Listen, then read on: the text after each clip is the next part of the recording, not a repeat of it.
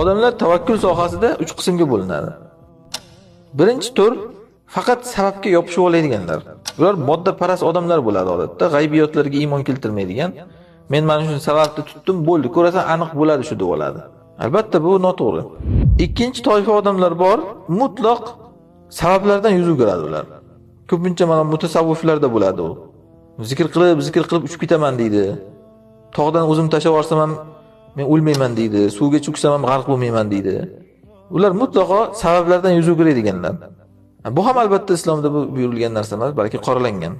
Mana buning o'rtasida uchinchi toifa bor, uki aslida ishonch Allohga qiladi, suyanch Allohga qiladi, ish oxir-oqibat Allohdan bo'lsa ham bo'lmasa ham, lekin biz sabablarni tutishga buyurilganmiz deb sabablarni tutadi. Mana shu haq payg'ambarlar yo'li. Mana shu haq payg'ambarlar yo'li.